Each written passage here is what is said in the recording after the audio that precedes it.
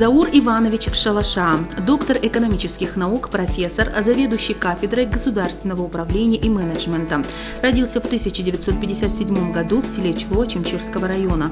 В 1977-1983 годах учился на факультете экономики и права Университета дружбы народов имени Лулумбы по специальности экономика и планирование народного хозяйства. В 1983-86 годах аспирант РУДН. В 1986 году защитил кандидатскую диссертацию на тему государственного планирования экономики в Венесуэле в условиях экономики транснациональных корпораций. С 1986 года работает в Абхазском государственном университете. С 1989 года заведующий кафедрой государственного управления и менеджмента.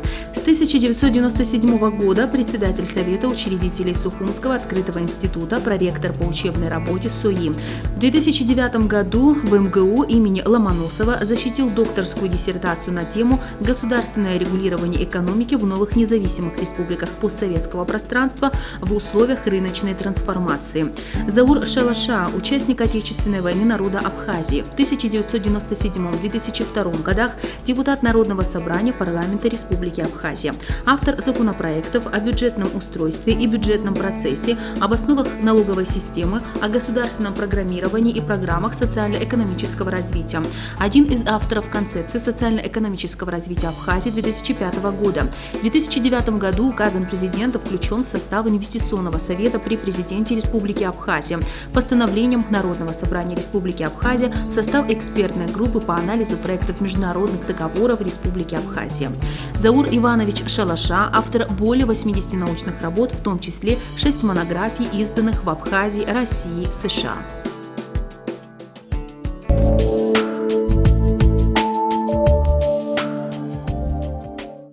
Заур Иванович, насколько я понимаю, сегодня, судя по теме, речь пойдет о роли государства в экономике. Да, сегодня речь пойдет о роли государства в экономике. Но в большей части эта лекция будет посвящена практическим аспектам государственного регулирования экономики в условиях Абхазии, но затрагивая, естественно, вопросы мирового масштаба, так скажем. Это теоретические аспекты государственного регулирования экономики, которые получили разное распространение в разных странах мира. И причем выработаны разные модели развития, которые имеют прямое отношение к нашей республике, потому что мы создаем новое государство, а без государственного участия строить новое государство, как вы понимаете, это невозможно. Считаю, что в наших условиях роль государства должна быть самой максимальной. Насколько я понимаю, к теории Кейнса, теперь уже Стиглица, вы относитесь весьма положительно. Я не только отношусь, моя диссертация практически основывается на базовых концепциях, кейнсианских концепциях и посткейнсианства, которые сегодня, к счастью, имеют распространение в западных странах, но в меньшей степени это имело место в Российской Федерации. Насколько руководство Абхазии сотрудничает с академическими кругами, с нашими учеными, которые исследуют экономические процессы, экономические проблемы? Есть какое-то интуитивное движение, понимание экономических вещей, или, напротив, есть взаимосвязь и результаты нашей науки, они используются? Ну, если бы я сказал бы, что все идеально, это, конечно, нет. А так, в целом, разными ведомствами государственной власти мы прямо взаимосвязаны. И это касается и законодательной власти, и исполнительной власти. Проводятся разные мероприятия на этих уровнях. Нас приглашают в качестве экспертов. В частности, как эксперт я вхожу в рабочую группу парламента Республики Абхазия, где разрабатываются законодательные акты, связанные с нашей профессией, имеется в виду с экономической деятельностью. Вот сейчас в последнее время то, что мы представили свои предложения, связано с дальнейшей приватизацией госсобственности. Также я представил проект закона о монополистической деятельности на рынках, который, я думаю, нужно создавать, может, не сегодня, но во всяком случае будущее это будет. Так мои коллеги входят, также, знаете, у нас есть еще общественная такая деятельность, которая находится между предпринимателями и государством, как бы вот так. Это торгово-промышленная палата, в нем я, например, тоже возглавляю один из комитетов на общественных началах. И предложения, которые мы там вырабатываем, направляем в последующем в законодательную или исполнительную власть, смотря какую проблему мы ставим. Это было давно, как-то в беседе с Зарой Миктатовной Тарб. Конечно, вы ее помните. Она сказала, что абхазы очень умеренные были в труде всегда, да, вот исторически так было, и она говорила, что это правильное отношение к жизни, к природе и так далее. И поэтому мой последний вопрос: активное экономическое действие, вот, которое происходит вокруг нас, происходит везде и так далее, но цель какая? Вот, скажем, по крайней мере, вот для абхазов мы можем эту цель определить? Ну, я считаю, что все действия, которые происходят в обществе, они должны быть направлены именно государством. Государство определяет стратегические цели развития, все, что делается, должно быть во благо общества, во благо государства. Любой человек сегодня, занимаясь чем-либо, я считаю, любой предприниматель, он зарабатывая на себя, уплачивая налоги, не утаивая их, он тем самым помогает становлению нашего государства. В этом плане я сторонник того, чтобы государство также делало свое движение навстречу. Вот надо добиться того, чтобы наши предприниматели и государство нашли такие возможные пути взаимодействия, чтобы это обеспечило экономический эффект как для предпринимателей, так и для государства. А это будет прямо влиять на общество. На экономическом факультете, вообще в пределах университета разные направления, что приступаем в качестве научного труда пока, разработку стратегии развития Абхазии. Спасибо вам большое. Я просто завершу ваш ответ на свой вопрос, вот последний, и скажу, что вот определяя цель активного экономического движения, Кейнс говорил, что цель – это жить хорошо, но жить хорошо – это не означает жить богато, это означает жить праведно. И поэтому это, наверное, больше уже относится даже к философии. К философии, но имеет прямое отношение к гражданам, ко всем нам, потому что мы, занимаясь чем-то, мы всегда должны думать не только о себе, и о наших детях, и о наших старших, и вообще о малоимущих в большей степени, которые сегодня в Абхазии, к сожалению, очень много, и что они тоже нуждаются. Поэтому каждый из нас, любой, кто бы ни был, кто бы ни работал, не должен утаивать от государства, от общества свои доходы, просто законным образом, легально платить свои положенные платежи и налоги. И я думаю, что и государство способна их рационально и правильно распределить в обществе. Спасибо, Заур Иванович.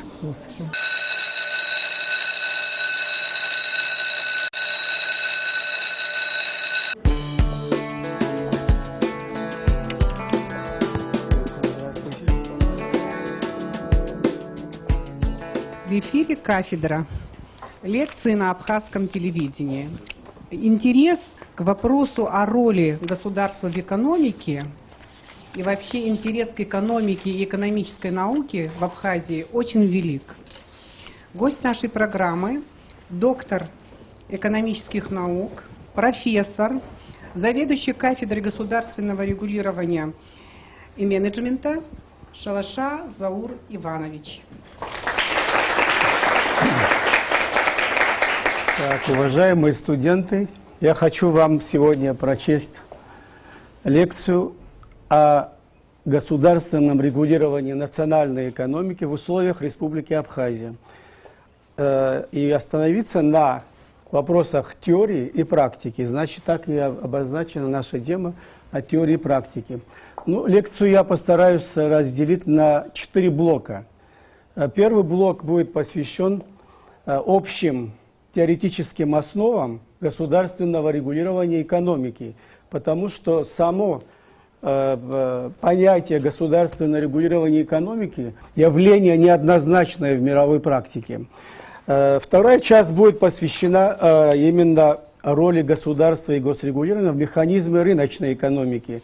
В третьей части мы коснемся вопроса практики государственного регулирования, где оно получило наибольшее развитие в разных странах мира. И последняя, большая часть будет посвящена как раз проблемам государственного регулирования в условиях Абхазии. И будут предложены некоторые, на мой взгляд, важные элементы государственного регулирования, которые необходимо сегодня внедрять в экономику Абхазии. Но останавливаясь на первом вопросе, хочу сказать, что в начальный период переходной экономики, это было 90-е годы, не было в постсоциалистических странах единой теории перехода к рынку. Это как раз вызвало то, что появились две противоположные друг другу концепции, это теории, значит, переходной экономики, которые противостоят друг другу. И это продолжается и по сей день. Первая концепция, старшекурсники у нас сидят, я вижу в зале, они это знают больше, а младшие курсы это вам будет полезно, потому что в дальнейшем мы с вами будем об этом тоже говорить и проходить в течение 2 семестров. Первая концепция градуалистская происходит от слова градуаль. Это слово не только английское, это латинское слово, означает постепенный. Значит, постепенный переход к рыночной экономике путем осуществления последовательных реформ в экономике. А вторая концепция — шоковая терапия. Слово «шок», я думаю, вы понимаете, шок заимствован из медицины, не является научным термином, но по мнению тех авторов, которые его ввели в оборот, данное это слово «шок», наиболее удачно характеризует те процессы, которые происходят в постсоциалистических странах.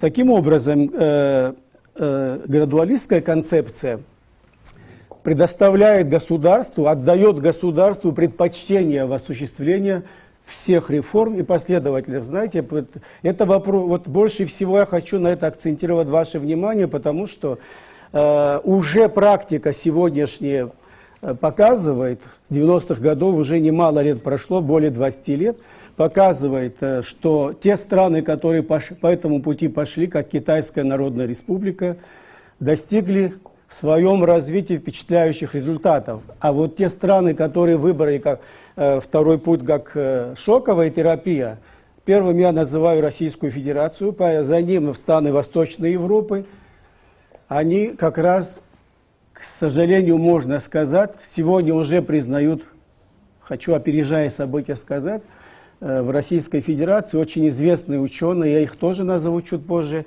как потерянное десятилетие. Сегодня новая власть, она не совсем новая, с 2000-х годов практически этот курс экономических реформ в России претерпевает очень серьезные изменения, надо сказать, кардинальные изменения. И как раз государству в Российской Федерации начинают отводить очень серьезную роль. А в чем заключается роль государства в экономике, будет конкретно в следующем вопросе. Самое главное, что я хотел в этом вопросе отметить, градуалистская, как вам сказал, это более нам близкое, и нам это нужно больше в нашей практике, в нашем дальнейшем строительстве нашего государства и нашей экономики. А вот насчет шоковой терапии я не буду больше его затрагивать. Вы из экономической теории знаете об этом, на младших курсах вы это учили. Эта теория была разработана в принципе для Российской Федерации. Теория перехода к рынку. Называют его Вашингтонский консенсус. Слово Вашингтон вам подсказывает, это Соединенные Штаты Америки. То есть специалисты Международного валютного фонда, Международного банка с участием российских специалистов, младореформаторов, разработали программу перехода к рынку для Российской Федерации. И какие там основные пункты? Основные пункты больше всего. Первый пункт — уход государства из экономики, то есть строительство чисто рыночной экономики. Это первый пункт. Второе — резкое сокращение государственных расходов на социальные нужды. социальные нужды. А к чему это может привести, сокращение государственной поддержки малоимущих слоев населения, я думаю, вам понятно. К сожалению, так и получилось в Российской Федерации. Цифры разные приводят. Я не хочу дать сейчас оценку правительству России того периода, но в всяком случае оценка уже дана, что очень много людей до сегодняшнего дня не дожили из этих реформ, которые были проведены в Российской Федерации. Следующий пункт какой? Рост цен, резкий рост, то есть свободные цены. Свободные цены к чему приводят? Значит, это высокий уровень инфляции. Вот эти реформы, и там множество пунктов. И эти как раз реформы привели к тому, что в 1998 году в России, как вы слышали, знаете, так говорят, произошел дефолт, обесценение рубля по отношению к иностранным валютам. 1998 год. Если уже говорить об Абхазии в тот период, как вы знаете, уже эти страны переходят к рынку. Абхазия в этот период, в начальный период, с сожалением надо сказать, что начальный период перехода к рынку совпал с военными действиями на нашей территории. То есть Абхазия в этот период не могла никак заниматься никакими реформами. Все было направлено на победу над врагом. То есть мобилизация всех ресурсов – это одна из форм государственного регулирования, чтобы вы это знали. Мобилизация всех имеющихся ресурсов на победу над врагом. В мировой практике такой метод, мобилизационная экономика, говорят, мобилизационное управление, имело место в Советском Союзе во время Великой Отечественной войны. Это имело место послевоенный период и во время войны в странах Западной Европы. И большей части это у нас называется мобилизационное управление, называлось в Советском Союзе тогда, а во Франции это получило название послевоенный период во Франции, как дирижистское направление, где государство управляло всеми процессами развития и так далее. Ну а эти теории как называются, я вам еще скажу чуть попозже в обобщенном виде. А дальше, говоря об Абхазии, только начальный период, понятно, что 1993 год, у нас победа, и что наше государство, как начинает процесс формирования экономической системы. Ничего абсолютно не было. То есть результаты войны, практически вся наша экономика перестала существовать как единая взаимосвязанная национальная экономика, то есть как взаимосвязанная структура. Были отдельные элементы, но они практически это отдельные предприятия, которые выжили на старой базе сырьевых ресурсов, что было, что-то производили, реализовывали.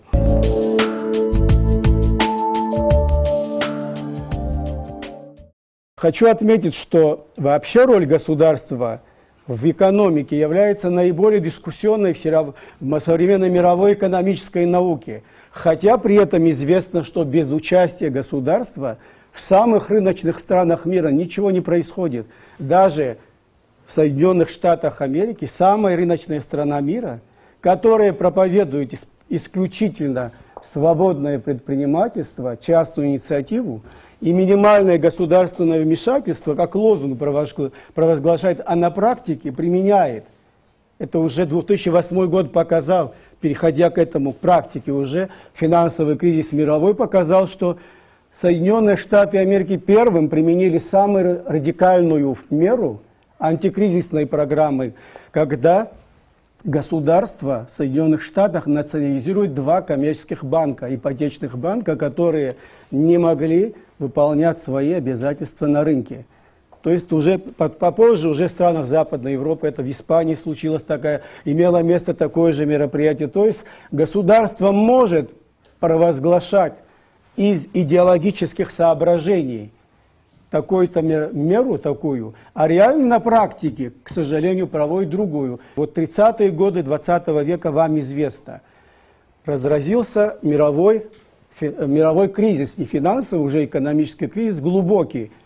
Получила название Великая депрессия. То есть западные страны были охвачены мировым кризисом. В этот период, как вы уже знаете из истории, существует уже Советский Союз, Не только Советский Союз, куда входила Абхазия, Грузия, Армения, Азербайджан как отдельные государства с 1922 года, это тоже вы знаете. Уже существует другая социалистическая страна за пределами Советского Союза, это Монгольская Народная Республика. То есть западные страны видят, что расширяется социалистический лагерь, а их страны охвачены мировым кризисом. А как вы помните, противостояние было в Советском Союзе в тот период в области экономики. По какому пойти пути государству? По рыночно-государственной, смешанной мы называем сегодня, или по директивной, централизованной, административной, которую вы знаете, то, что утвердилось. Но, опять же, в истории, историки лучше меня знают, само собой, но мы тоже учили экономическую историю, хорошо знаю, что в тот период противостояли две концепции именно в Советском Союзе. Одну представлял Крижановский, другой Струмилин, то есть предлагали одни план и рынок совместно планирование, это функция госуправления, госрегулирования. Рынок и план совместно, чтобы дополняли друг другу, вот так если коротко сказать, к чему мы сегодня идем. Это было предложено в 1920 году. В 1921 году вышла работа Ленина «Новая экономическая политика», НЭП, политика новая. Но, к сожалению, из его болезни эта политика не была доведена до логического завершения. В 1927 году эту политику Советский Союз, ЦК Компартии, как вы знаете, возглавляет, они отказываются от этой программы НЭП, и другой курс, чисто централизованная, административная, партийная система начала руководить всем. Но это и есть как раз мобилизация, диктатура, которая всем дают задания и обязательно должны были выполнить все. То есть был объявлен курс индустриализации страны. Это дал результат. На какие-то периоды такие методы дают эффект положительный. И в этот период Советский Союз показывал очень высокие темпы роста. А западные страны, вы, может, видели по документальным фильмам, недавно повторяли, как в Соединенных Штатах Америки все рабочие по улицам бастуют, ходят и так далее, провозглашает Рузвельт. В тот период президент Соединенных Штатов Америки, чтобы люди не бастовали, лишь бы чем-то занимались, если продукция, выпускаемая этими предприятиями, не будет пользоваться спросом на рынке. Абсолютно это их не волновало. Главное, чтобы они чем-то были заняты. И вот этот результат дал определенный. Дал в том, что люди, когда начали работать, постепенно успокаиваются этот период 1929-1933 годы. И обобщая опыт, вот пройденный вот этого периода, известный английский экономист Джон Кейнс издает книгу «Общая теория занятости, процента и денег».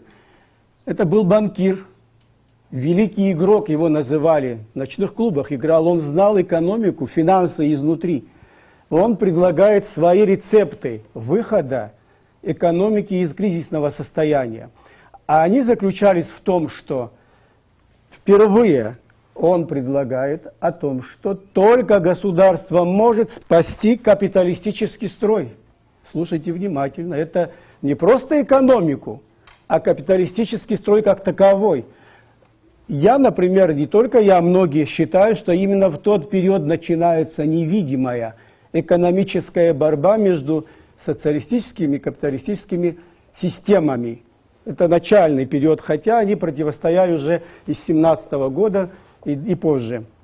И вот этот период он предлагает. Я очень жалею о том, что в 2008 году меры его были приняты в Российской Федерации. Многие ученые, выступая, его имя не упоминают, хотя пользуются его рецептами, его методами конкретно. Я не знаю по какой причине, но некоторые где-то встречаются. То есть он предлагает всего два основных метода выхода национальной экономики. Я не случайно назвал национальной экономики. Экономика суверенных стран.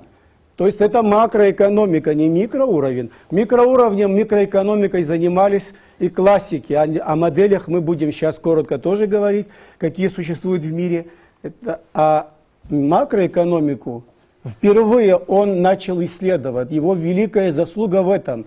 Вот поэтому я его называю сейчас тот известный американский экономист, его тоже Самуэльсон, лауреат Нобелевской премии, называет таким образом: после классика экономической теории, политической экономики раньше, Адама Смита, в один ряд с ним можно поставить только двух ученых в мире. Это Карл Маркс и Джон Кейнс. Это слова известнейшего экономиста, популярного в мире. И таким образом, что предлагает Джон Кейнс, я вот здесь очень коротко постарался показать. Первый способ, при этом, чтобы вы знали, ни одному из предложенных им методов воздействия государства на предпринимательство или влияния государства в экономику он не отдавал предпочтения. Он предлагает: в каждой стране своя специфика, поэтому можно вывести экономику из кризисного состояния только, первое, вмешательством государства в экономику через эти два механизма. Первое – это государство через банк, государственный банк, имеется в виду некоммерческий, выделяя дешевые кредиты предпринимателям. Почему именно государство? Потому что сами предприниматели в условиях кризисного состояния не рискуют вкладывать свои средства в экономику. Они ждут лучших времен. Это из практики всегда мы это знаем и видим. И поэтому спрос на эти кредиты растут у предпринимателей. Если спрос растет, значит они берут эти кредиты дешевые. Они могут быть беспроцентный или льготный кредит маленьким процентом, который нужно будет возвращать. Это ведет к оживлению производства. Если оживляется производство, что это означает? Значит, эти безработные будут заняты на этих предприятиях, они будут получать доходы, а если доходы получают, значит, платят налоги, государственный бюджет. Брали кредит эти предприниматели, они возвращают проценты по кредитам. А когда срок уплаты процента, вся сумма возвращается. И мы с вами видим здесь так называемый мультипликационный эффект. То есть приращение тех денег, которые государство предоставляет предприятиям, предпринимателям, получает государство в увеличенном размере. Вот именно после финансового кризиса 2008 года Российская Федерация пошла по этому пути. Но это можно осуществить только в том случае, когда у государства есть достаточные финансовые средства. И Российская Федерация, имея большие запасы в стабилизационном фонде, начала кредитовать своих предпринимателей, но, к сожалению, крупных предпринимателей. А мелкие предприятия после финансового кризиса, огромное количество, это количество там называют почти там сотни тысяч, приостановили свою деятельность, а крупные предприятия спасло российское государство. Почему? Крупные госкомпании. Потому что их же деньги они вкладывают на счетах в западных банках. А есть закон, как вы знаете, о банкротстве. Это закон общепризнанной международной практики. Если предприятие не может возвращать кредиты или свои долги возмещать государству, они попадают под процедуру банкротства. Это не так, как у нас в Абхазии. В Абхазии я чуть-чуть позже скажу по этому вопросу.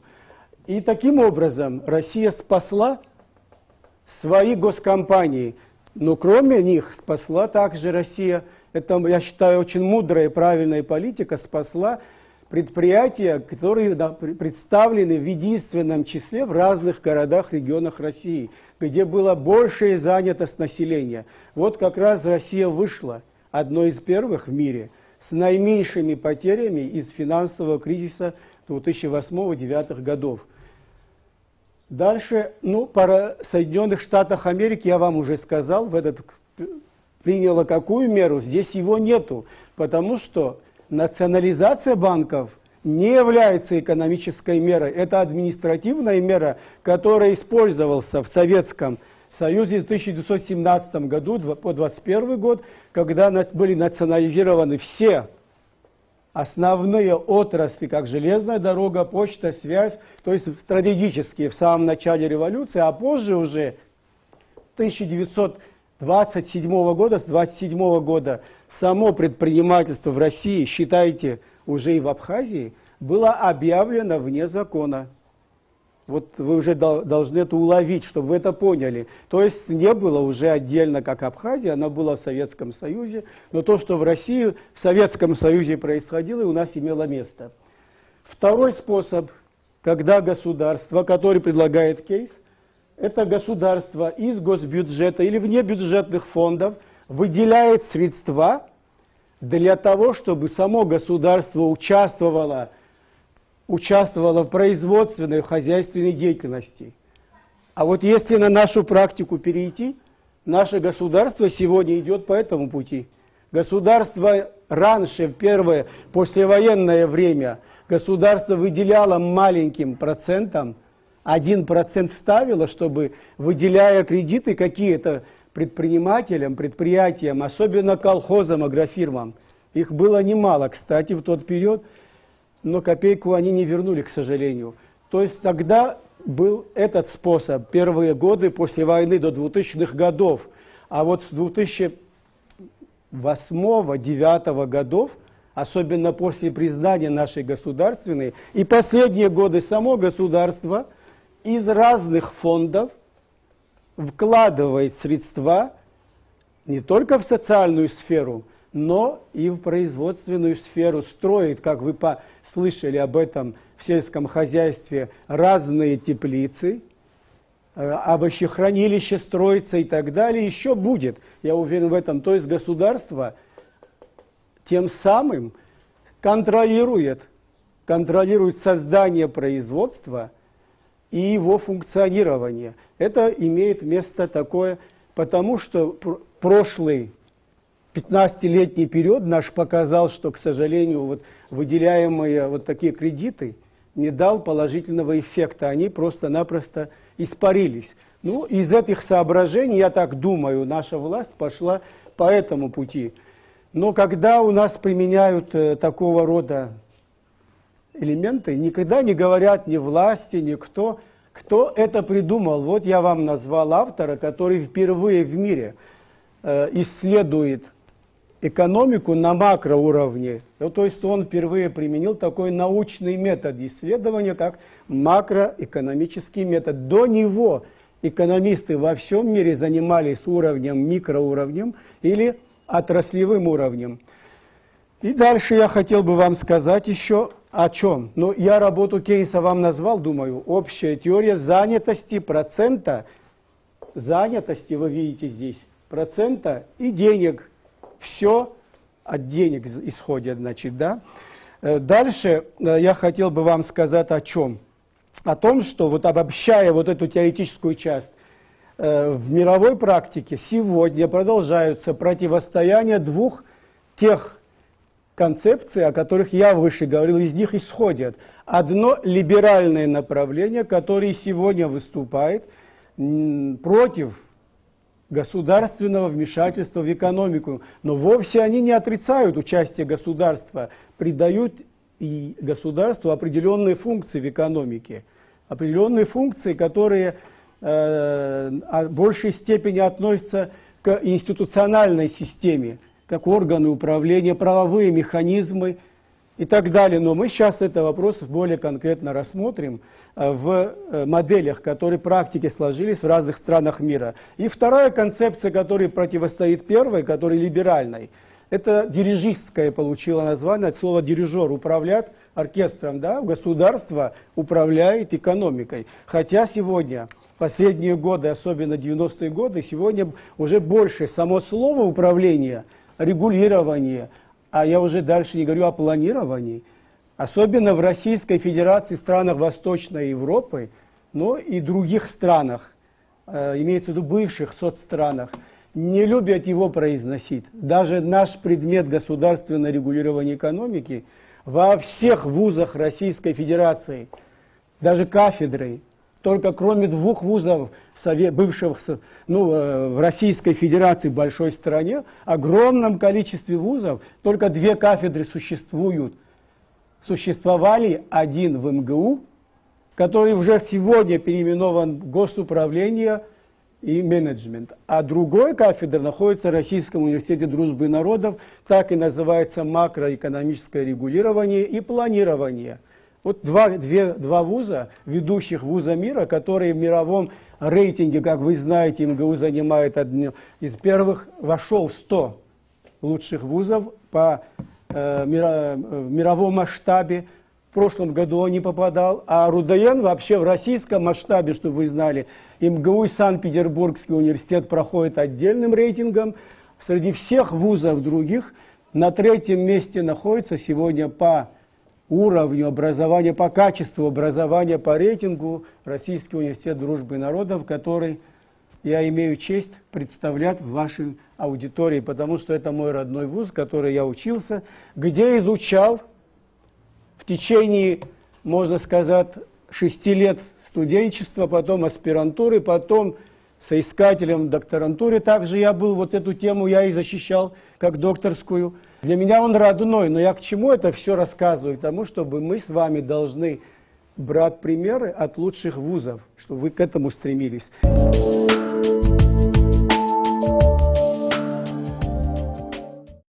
В западных странах не все так однозначно были очень известные личности, ученые, которые выступали против того, чтобы уменьшить роль государства в экономике. Например, прямо можно сказать, это один из самых известных сегодня, уважаемых очень многими, Джозефа Стиглица. Наверное, вы слышали. Это лауреат Нобелевской премии по экономике 2001 года за анализ рынков с асимметричной информацией, то есть несовершенство информации вы учите по экономической теории, то есть внешнее влияние на предпринимательство, то есть он выступал выступил официально против, причем занимая высокий пост в Мировом банке, против консультантов правительства Российской Федерации 90-х годов за их рецепты по реформам в России прежде всего. И за это, кстати, вот именно Стиглиц получает ответ от своего оппонента. Его фамилия Ослунд, тоже известный специалист. Он опубликовал книгу в том же году и называет Стиглица ревизионистом Стиглицем и утверждает, что его работы привели в ярость либеральных ученых в мире, экономистов, и за то, что именно его критикуют, за то, что он выступает за градуализм, вот за постепенный переход к рыночной экономике. Особенно я хочу отметить, вот просто, чтобы вы знали для себя, второго ученого, который я назвал Ослунда. Он завоевал международную популярность по проблемам реформ посткоммунистической трансформации в переходных экономиках. Он был с 1991 по 1994 год экономическим советником правительства России. С 1994 по 1997 советник правительства Украины. Запоминайте, 1998 года советник президента Киргизстана Акаева. А вот если вы вспомните, где произошли, кроме России, слава Богу, эти розовые бархатные революции разные, это не случайно, потому что экономика с политикой, к счастью или к сожалению, имеет прямая связь. Они официально не провозглашают, но те реформы, которые предлагают, как раз приводят к тому, что люди обнищают, и они против чего выступают? Они выступают против властей. Вот что и происходило на Украине, бархатные революции или такие розовые там в Киргизстане и так далее. Но я хочу вам напомнить одно выражение моего профессора, который читал мне этот же предмет в Российском университете дружбы народов. Он всегда говорил, у нас была многонациональная аудитория, Африка, Азия, Латинская Америка, и он смотрел с улыбкой: пусть меня простят мои друзья-африканцы. А он в Африке был советником правительства в Анголе, Мозамбике, во многих странах Латинской Америки, а то он, чтобы вы знали, и он говорил, когда люди голодные, они кусаются. То есть люди, когда обнищают, они видят все свои беды в кого? Во власти. Заканчивая эту часть теоретическую словами того же известного ученого Стиглица: деятельность Международного валютного фонда никогда не имела ничего общего с экономической наукой. Она в основном несла в себе идеологический заряд, то есть политические действия. И если мы говорим о необходимости успешного экономического роста, стабильного общества, то нужно обеспечить баланс между рынком и государством. Это вот теоретическая часть. В итоге от теории переходим к практике. Это будет третья часть нашей лекции. В этих разных странах мира в разной степени государства влияют в экономические процессы, но неоднозначно. В одних странах более активно, в третьих странах менее активно, но нет ни одной страны, как выше говорил, где государство не вмешивается в экономику. Я уже говорил о Соединенных Штатах. Ничего в Соединенных Штатах Америки не происходит без ведома государства. У них своя служба, свои так называемые люди, информаторы, которые доносят, у нас по-нашему, у нас не любят это слово говорить, но если предприниматель чем-то занимается и не платит налоги или нарушает, у них как добрый день, как мы с вами говорим здравствуйте, а они прямо звонят в эту службу полицейскую или куда, вот такой-то не платит, потому что они понимают, если он не платит налоги, значит это минус обществу, минус малоимущим, минус детям и государству в целом. Поэтому там тоже имеет место. В итоге всего сложилось в мире в качестве базовых три модели. Первая модель называется классическая, которая существовала с 18 века до 30-х годов 20 века. Эта классическая теория предусматривает минимальное вмешательство государства в экономику. Государству отводят роль, которую вы знаете, ночного сторожа, спортивного судьи, то есть пока производители товаров, потребители производят и потребляют товары, а государство занимается защитой прав собственности. Оно не имеет права вмешиваться в их деятельность, только наблюдает со стороны. Но если увидит, наблюдают через армию, полицейские, суды, если наблюдая увидят, что нарушаются правила конкуренции, устанавливая между предпринимателями самими, государство не устанавливает правовые рамки их функционирования, они сами договариваются. И тогда государство вмешивается, наказывает тех, кто нарушает. Вот классическая теория очень коротко. С 30-х годов кейнсианская теория. Я буду меньше говорить уже об этой теории, потому что уже вы это увидели. Максимальное допустимое вмешательство. Здесь государство и рынок взаимодействуют, сотрудничают. И третья модель называется институционально-социальная модель. Слово «институт» означает органы, службы, организации, которые взаимодействуют с предпринимателями и совместно функционируют в экономике.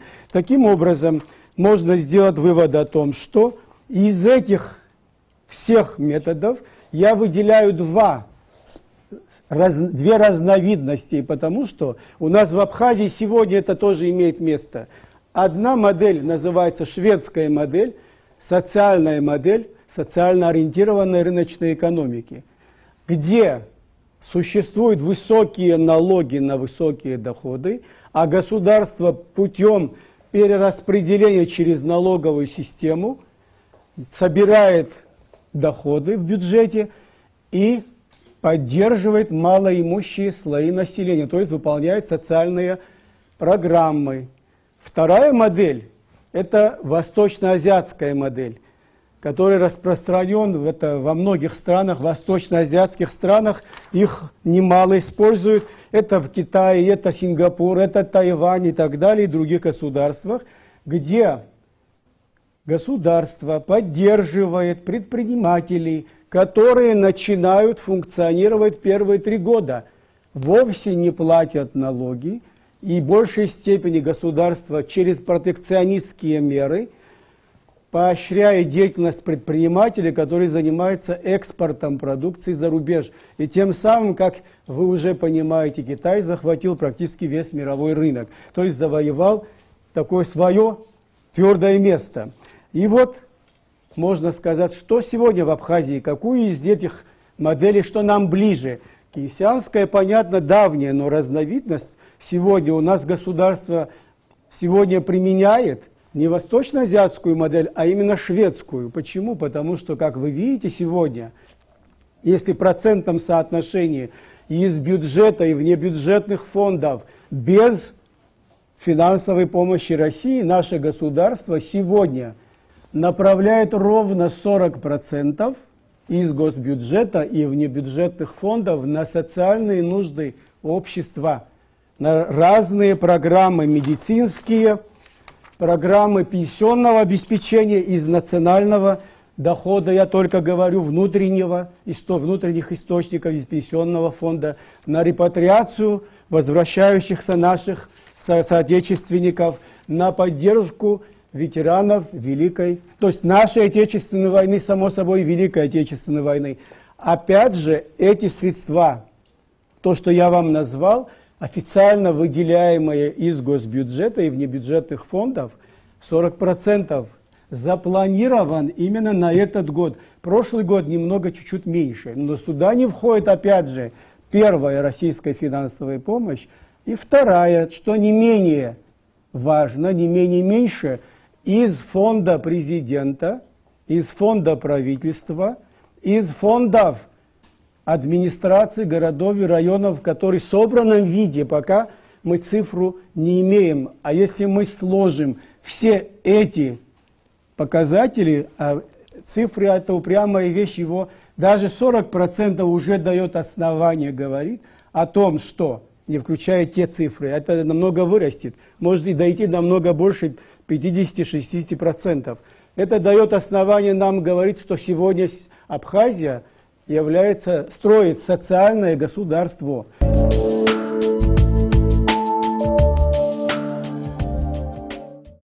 Сегодня в Абхазии, чтобы вы запомнили, формируется новая социально-экономическая система, которую мы называем, я лично об этом и писал, и доказывал, что подтвердилось признанием моей диссертации, что в Абхазии сегодня складывается многоукладная, смешанная социально-экономическая система. А вот многоукладная означает, что пока у нас сохраняются разные способы производства и формы хозяйствования, и формы собственности, сосуществуют частное, государственное, смешанное хозяйствование, смешанный капитал с участием в том числе иностранного капитала. И самое последнее, что я хотел вам сказать, только взаимодействуя государства, государственные структуры, предприниматели и трудовые коллективы, само собой, и общество, находя баланс их экономических интересов,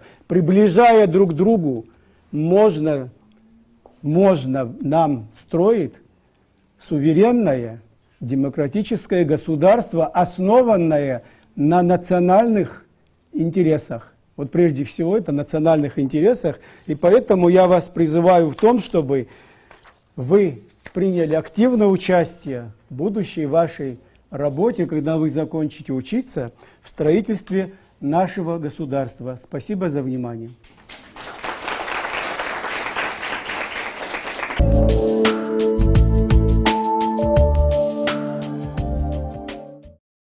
Как вы считаете, в Абхазии какие недостатки имеются в государственном регулировании и как их можно решить? Согласен с вами. Как раз вопрос, который вы задал, относится к последней моей схеме, которую не успел прокомментировать. Государство, как я уже отмечал, во всех странах мира, вот как вы видите, это сердцевина общества, это единственный институт в обществе, который выражает интегрированные наши с вами интересы, этим я заканчивал, и оно имеет все возможности, применяя свои особые методы воздействия, как административные, так и экономические методы воздействия, решить любую проблему, привлекая в свою сторону в первую очередь предпринимателей и общество. Для этого необходимо, я считаю, одной из центральных функций государства во всех странах мира – это разработка стратегической цели развития страны, программ развития страны, другими словами. Но это абсолютно не означает, что у нас в Абхазии этого нету. У нас в Абхазии стратегические цели могут содержаться в послании президента. Они есть в посланиях президента. Нынешний президент, послание президента, вы наверняка знакомились, там содержатся базовые направления будущего развития. То есть цели развития должны быть определены, но этого мало. После того, как объявлена вот эта цель, то уже вступают в силу другие цели, они называются подцелями. Вторым я обозначил, что в Абхазии необходимо заниматься, называют его по-разному, я его называю индикативным планированием, ориентирующим, рекомендателем. У нас есть законодательство, но, к сожалению, плохо исполняется его положение.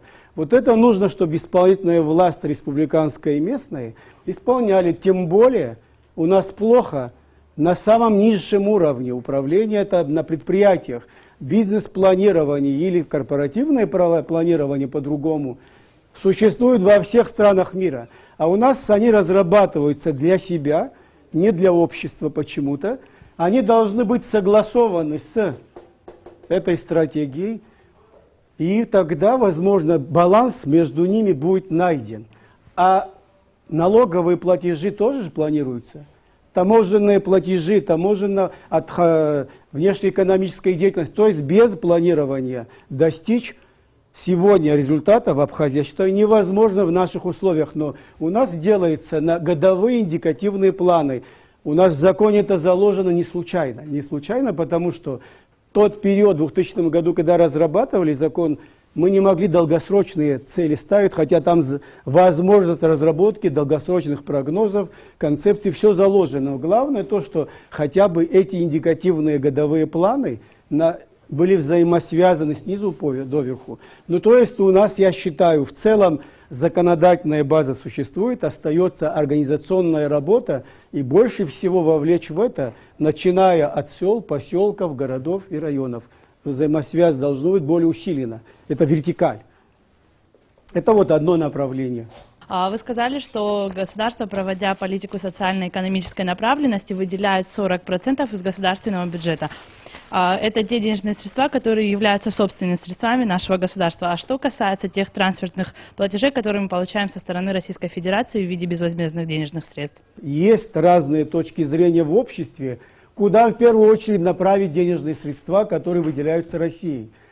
Я считаю, что на сегодняшнем этапе мы видим реальное состояние нашего общества. Много пострадавших в ходе войны, много людей обделенных, скажем, и безработных, к сожалению, у нас много. В этих условиях сегодня люди нуждаются в материальной поддержке. Сегодня люди нуждаются, чтобы их дети ходили в школы, в очаги культуры, чтобы их мы воспитывали. То есть вас это касается всех здоровыми физически, в том числе и спортивно подтянутыми и так далее. Это вот точка зрения нашего правительства. При этом не о том, что новое вот заключенный договор межправительственный уже называется не поддержка Абхазии финансовая, а называется инвестиционная программа поддержки Абхазии, где примерно 60% будет опять же на социальные нужды общества, а 40%, это грубое деление, будет направлено на создание в регионах Абхазии в первую очередь и большей части в восточной стороне перерабатывающих предприятий, чтобы люди могли начать работу. Но это программа, которая только подписана. Я надеюсь, скоро мы с вами узнаем конкретное направление вложения этих инвестиций. Я в этом плане поддерживаю наше правительство, потому что думаю, что это необходимо. Такое отделение должно быть. Вообще-то, чтобы вы знали, в национальном доходе страны, если минимум 60% направляется на потребление, не направляется на потребление, тогда у людей не будет желания, не будет стимула для расширения своего бизнеса. То есть 60 должно идти на доходы, на прибыль, на оплату труда, на пособие и премии, а 40% на расширение бизнеса, имеется в виду на строительство, реконструкцию предприятий. Мы понимаем, что после признания независимости мы независимое суверенное государство, которое должно выбирать новый курс своего экономического развития. И понятно, что неотъемлемой частью всего этого вопроса является привлечение иностранных инвесторов. Что должно сделать государство в контексте нашей республики, какие условия оно должно создать, на ваш взгляд, и какую политику оно должно провести, чтобы создать благоприятные условия для привлечения иностранного капитала в лице иностранных инвесторов?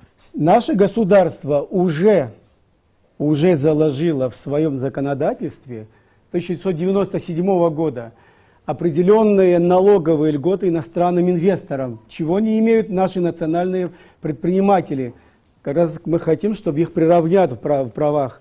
Там и размеры налоговых льгот зависят от суммы вложений. Если 250 тысяч долларов и больше, на 25% налог на имущество, налог на прибыль освобождаются на 3 года до получения объявленной суммы прибыли. 50 тысяч, то есть 500 тысяч долларов и более, на 50% то же самое. Если $1 миллион и более, то полное освобождение от уплаты этих же налогов и так далее. Но еще государство сегодня приоритетные отрасли вложения еще не определило. Но во всяком случае в заявлениях мы уже это знаем. Вот их вложения, которые представлены российской стороны, согласованы, они уже, видно, известно. Я думаю, что это будет опубликовано в ближайшее время. Еще определены приоритетные отрасли, в которые могут вообще не платить налоги. Но иностранные предприниматели у нас пользуются еще очень важной льготой, когда ввозят в Абхазию оборудование, беспошлинный ввоз и без налога на добавленную стоимость. Это очень серьезный вопрос. То есть государство наше стимулирует. И это вызвало как раз приток иностранных частных инвестиций без помощи российской. За 2011 год более 4 миллиардов рублей вложений частных инвестиций официально. И создано совместных предприятий, российских только, говорят, более 50, а так у нас совместных с Турцией и так далее их намного больше. Заир Иванович, хотела бы поинтересоваться у вас о взаимодействии таможенных органов Российской Федерации и Республики Абхазия. Как вы можете охарактеризовать этот процесс? Спасибо за вопрос. Я считаю, что сегодня одним из прогрессивных сторон деятельности таможенных органов Абхазии и России является их совместная деятельность. Совместная деятельность связана с тем, что заключен договор о беспошлинной торговле сельхозпродукциями, произведенными и выращенными в Абхазии, когда вывозится в Россию, но тут не считается завезенный, потом транзит или что-то, реэкспорт не считается. Это положительно, очень хороший факт. А с 2015 года между правительством Абхазии и России также заключен договор уже о беспошлинной торговле вообще между двумя странами. Единственное, меня не устраивает процедура перехода и так далее, но это связано с олимпийскими такими мероприятиями, пограничным контролем, что не имеет отношения к таможенной деятельности. Единственное, пока что оставался один налог на добавленную стоимость на российской стороне. И то по договоренности с нашей таможенной службой эта проблема снята. Но еще плюс один большой вопрос, который будет вас касаться в будущем. Кто из вас будет трудоустроен в таможенной службе, в Гостаможенном комитете и его структурах, вас будут направлять на переподготовку в таможенные академии России и региональные. В Ростове это есть, в других регионах. То есть у нас сегодня порядка 30 человек обучаются или проходят переподготовку. Там юристы, экономисты и ваши будущие как раз профессии будут с этим связаны, потому что это специфическая деятельность, которую вы должны будете освоить в этой работе. И беспошлинная торговля не будет означать абсолютно отсутствие таможни. Конечно, контроль качества товара будет осуществляться, количество, качество и так далее, но беспошлино не платят пошлину, но контрольные функции за таможенным органом будут сохраняться.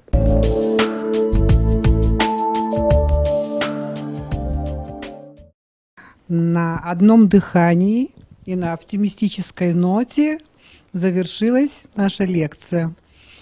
У меня, правда, есть каждый раз ощущение, что поскольку наш проект, наша кафедра работает не так давно, и очень много наших ученых еще не побывали на нашей кафедре, а желание, побывав здесь, высказать все вот главное, наболевшее и так далее, это хочется, а мы ставим почти в экстремальные условия, скажем так, ограничивая во времени гостей нашей программы. Мы это понимаем, и поэтому очень многие вопросы иногда, они как бы обрываются на полуноте, но я думаю, что в будущем у нас есть возможность наших гостей приглашать по другим проблемам, по, может быть, каким-то аспектам той же проблемы приглашать на нашу кафедру.